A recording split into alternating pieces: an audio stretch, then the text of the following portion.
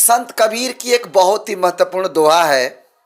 उस दोहे में संत कबीर साहब ये कहते हैं कि बुरा जो देखन मैं चला, बुरा न मिलिया कोय। बुरा जो देखन मैं चला, बुरा न मिलिया कोय। जो दिल खोजा आपने, मुझसे बुरा न कोय। जी हाँ दोस्तों, इस पंक्तियों को चरितार्थ किए हैं एक ऐसे शख्स जिनका नाम देश ही नहीं पूरे विदेश विदेश के कई विभिन्न देशों में जो है उनका नाम लिया जाता है। और वो आए दिन बहुजन समाज पार्टी को बहुजन समाज पार्टी के मुखिया बहन कुमारी मायावती जी को और बहुजन समाज पार्टी के नेताओं को टारगेट करते रहते हैं। और वो शख्स चले थे बहुजन समाज पार्टी और बहुजन समाज पार्टी के मुखिया बहन कुमारी मायावती जी के राजनीति को खत्म करने, और कहते थे कि बहुजन समाज पार्टी की मुखिया बहन कुमारी मायावती जी से अब बहुजन समाज पार्टी चलने वाली नहीं है। लेकिन अब वो शख्स खुद अपने आप में लड़ करके अपने अपने आप को बर्बादी के कगार पे ला रहे हैं। जी हाँ दोस्तों, वो शख्स कौन है उस पर बात करूंगा, लेकिन उससे पहले अपना परिचय देता हूं। नमस्कार, मेरा नाम हरेंद्र बसंत है और आप देखना शुरू कर चुके हैं धम्मा व्लॉग। जी हाँ दोस्तों, जैसा कि मैंने कहा कि बुरा जो देखन मैं चला, बुरा न मिलिया कोई। जो दिल खोजा अपना, मुझसे बुरा न कोई। यानी इस पंक्ति में कबीर दास जी कहते हैं कि आप दूसरे की बुराई क्या देखने चले हैं, पहले खुद की बुराइयों को खोजने की कोशिश कीजिए।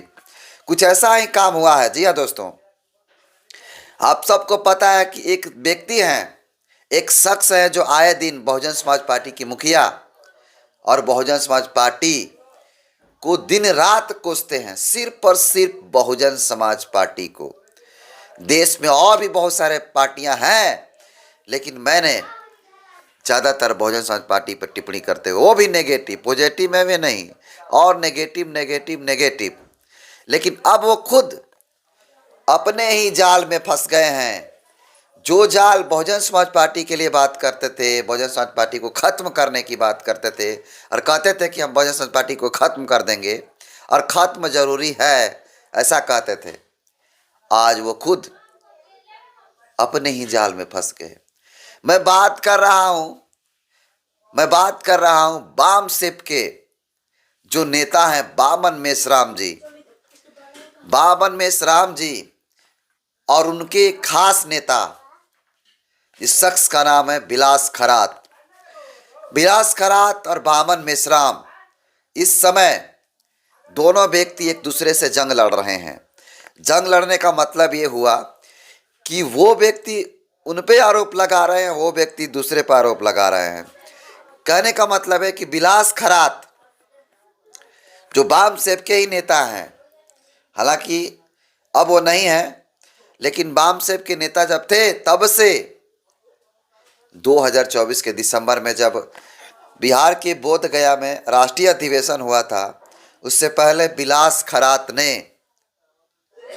बामन मेश्राम पे संगीन आरोप लगाते हैं और आरोप लगा करके सोशल मीडिया पे, खासकर फेसबुक पे तमाम वो सवाल उठाते हैं, जिससे बामन मेश्राम की छवि जो है खराब हो सकती है। और खराब हुआ भी, क्योंकि बामन मेश्राम जी पर जो आरोप लगे हैं उसको बहुत सारे लोग सही भी मान रहे हैं और उल्टे पलटवार कर रहे हैं बामन मेश्राम जी अपने भी फेसबुक के माध्यम से बिलास खरात पे।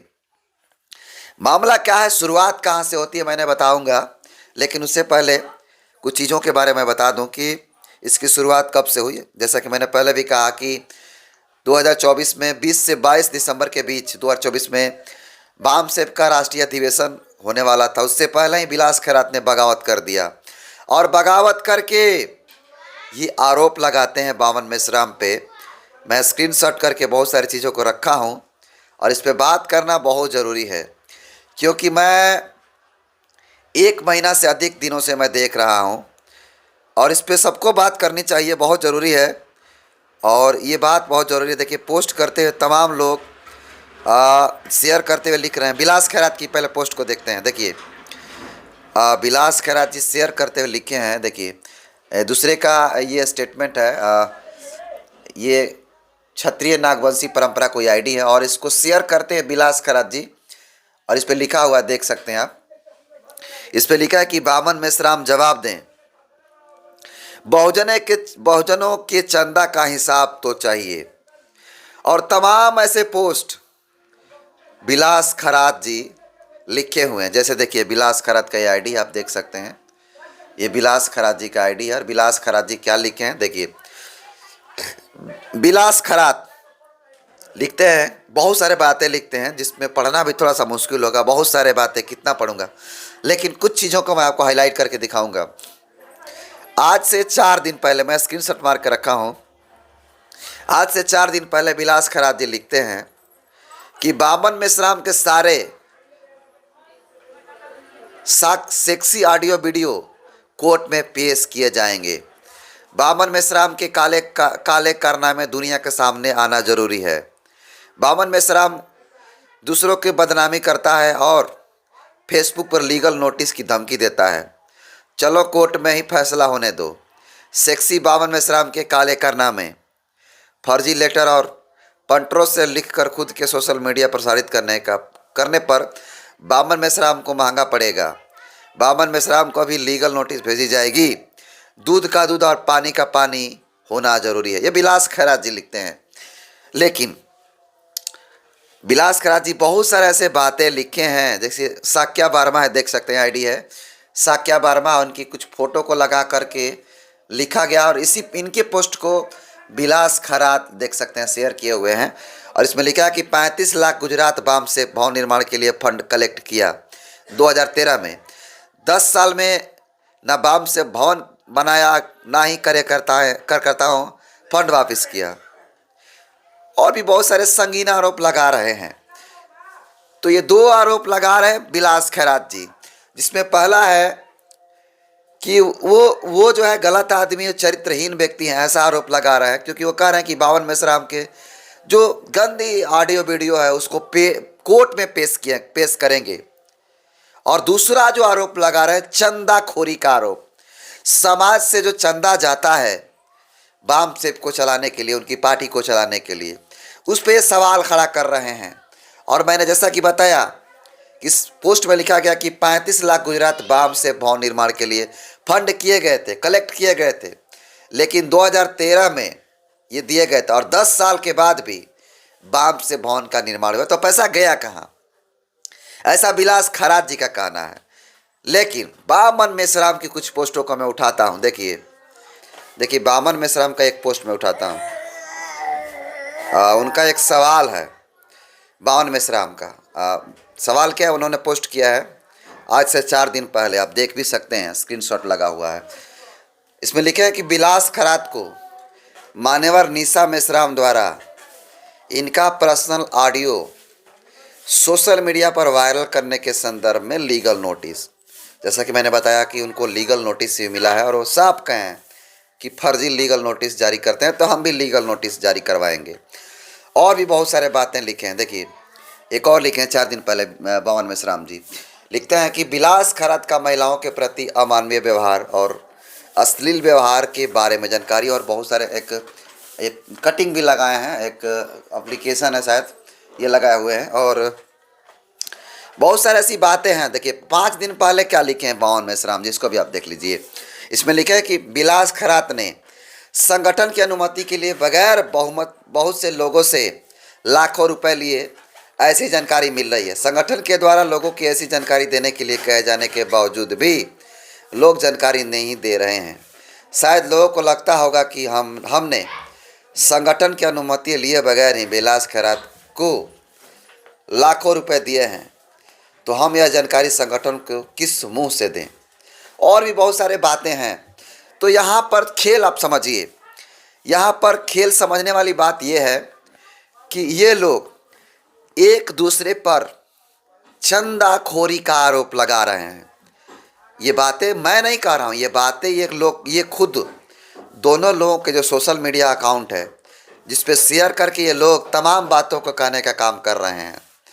इन पे मुझे एक बात याद आती है, और इस बात को मैं नहीं, किसी महापुरुष ने, उस महापुरुष का नाम मान्यवर कांसीराम साहब, वो अपने स्टेटमेंट में कहते थे कि नायक हमेशा दुश्मन से लड़ते हैं, नायक हमेशा दुश्मनों से लड़ते हैं और नालायक हमेशा अपनों से लड़ते हैं।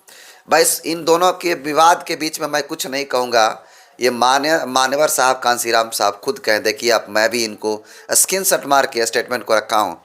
इनमें साफ तौर पे कहने का काम किए हैं कि नायक हमेशा दुश्मनों से लड़ते हैं और नालायक हमेशा अपनों से लड़ते हैं। आप समझ रहे होंगे मैं कहना क्या चाहता हूँ।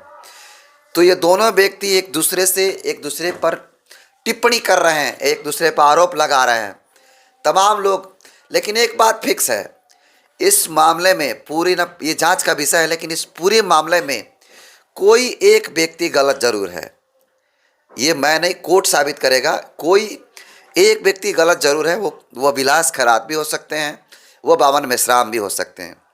तो इस पर जो बहुजन समाज पार्टी के नेतागण हैं, समर्थकगण हैं, वैसा वो लोग कह रहे हैं कि जिस प्रकार से बावन मेश्राम मिटाने चले थे भाजपा को और कहते थे कि बहुजन समाज पार्टी को मिटाना बहुत जरूरी है, लेकिन आज देखिए, आज खुद बहुजन समाज पार्टी को मिटाने वाले लोग बावन मेश्राम और विलास खैरात आपस में ही लड़ रहे हैं। और एक दिन की बात नहीं, हर रोज लगभग ये पोस्ट एक दूसरे के प्रति कर रहे हैं, एक दूसरे को कमियां निकालने की कोशिश कर रहे हैं। मेरा ऐसा मानना, आप दोनों व्यक्ति को जो भी काम करना लीगली आप लोग कर लीजिए। सोशल मीडिया पर इस तरह की चीज़ें करने से अपने समाज की ही बदनामी है, एक तरह से कहा जाए तो। बाकी आप दर्शकों से मैं अपील करना चाहूँगा, आप लोग इसको कैसे देखते हैं? विलास खैरात और बावन मेश्राम के चंदे को लेकर के जिस तरह से खिंचा खिंचावल है और ऑडियो वीडियो के जो वायरल करने की बात कही जा रही है, इसको आप कैसे देखते हैं? कमेंट कर दीजिए। बहुत बहुत धन्यवाद।